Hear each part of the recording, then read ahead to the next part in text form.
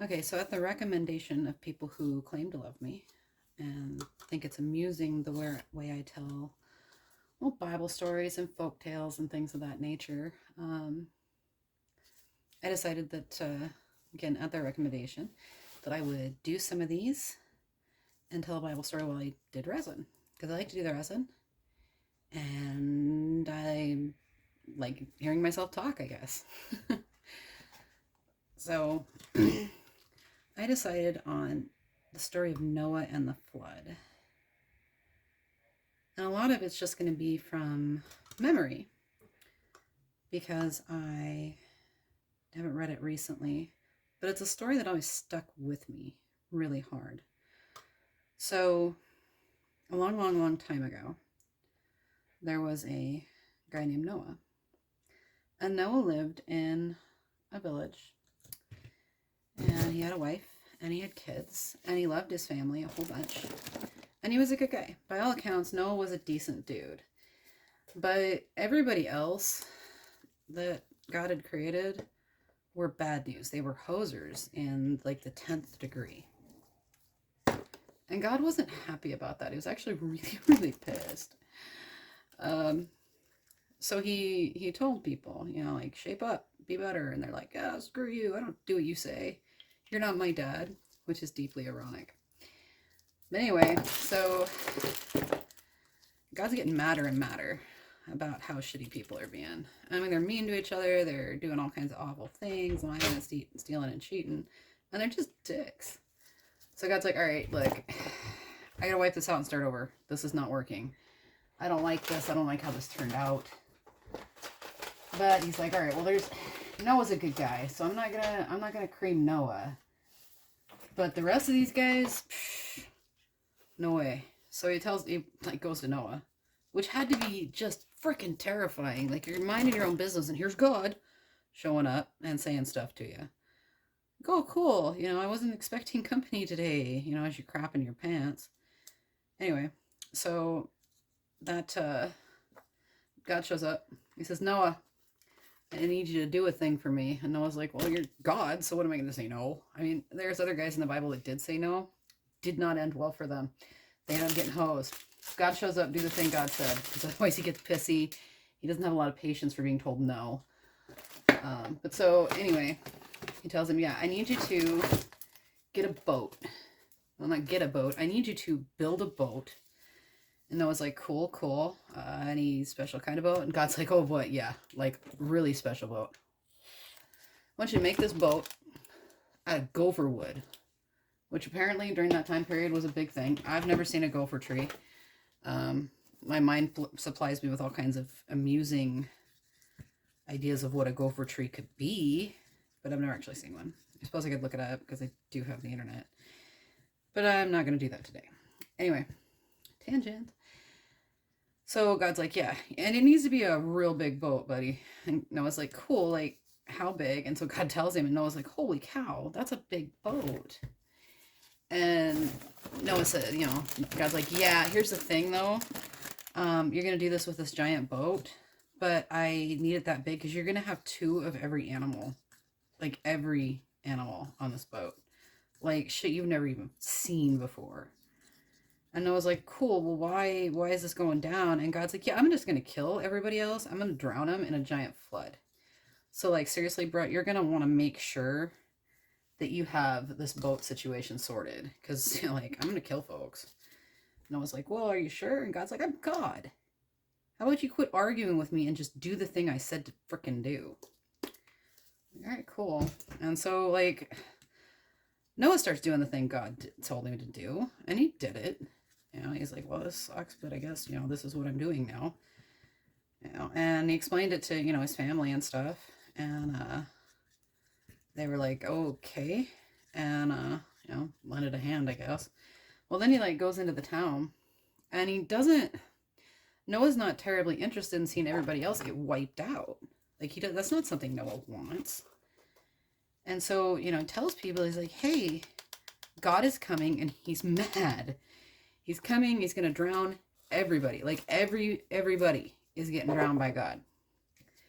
And as the way a lot of people would react now and reacted then, they're like, okay, Noah, whatever you say, you psycho. He leaves, and people are like, what was that? Noah. He's freaking nuts, man. Latest thing, God's mad and he's gonna drown us all. Woo, scary, you know. Well, super fun. Like Noah tried hard to warn people and help people.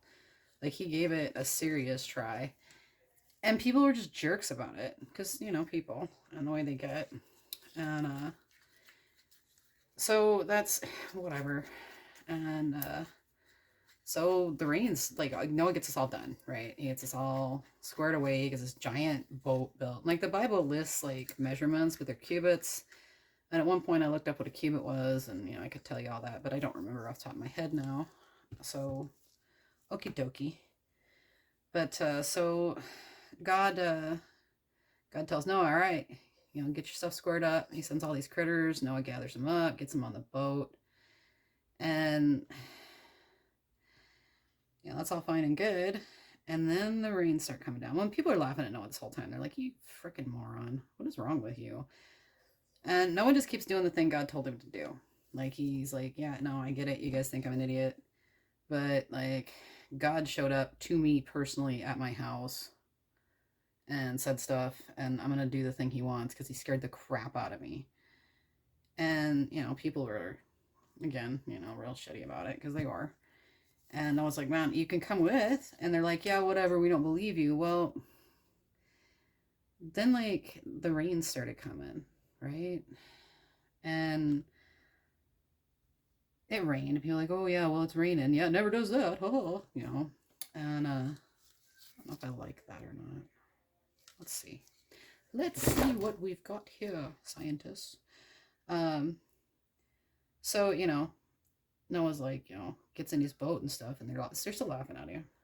Well, then the rains just kept coming and kept coming and kept coming, and like it was flooding shit out.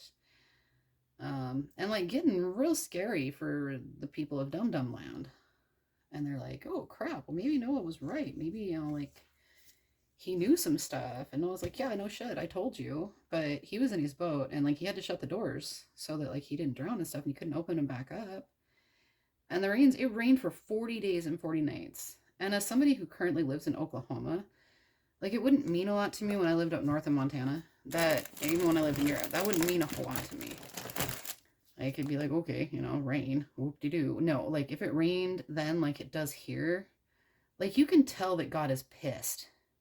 You know, like you can actually feel it when he rains here. Like you can just picture that and imagine that, what that would have felt like for these people. And no thanks, I'm good without that. Scared the shit out of me. And like this, I used to have nightmares about this particular Bible story as a child. Because all I could do was picture these people drowning. And drowning is like one of the scariest ways I can think of to possibly die. But you know, there they go, and they're dead. They drowned, and Noah's on his boat. Like, time passed. And I should have looked up how much time, because I used to know, but I don't freaking remember. But it doesn't matter. Like, a lot of time passed. And Noah and his family, you know, they like each other and stuff, but months on a boat together with all these critters and no idea what's going on, and they're probably, you know, like out of the good cheese and down to the processed crap, and you know, having to eat dried fruit all the damn time when all you want is a frickin' orange. Probably olives. I don't think oranges were a thing then, were they? Doesn't matter. But so anyway, so Noah's like, you know, all right, you know, let's see what's up. So he takes a raven, and he's like, all right, raven, I'm gonna send you out. And you're going to go and you're going to see if there's land. And the raven, you know, is like, cool. And the raven takes off. Well, the raven goes and doesn't come back, which, you know, smart. If I'm a bird and I can fly, I'm not going back to that shit show. I don't even part of that. That seems dumb.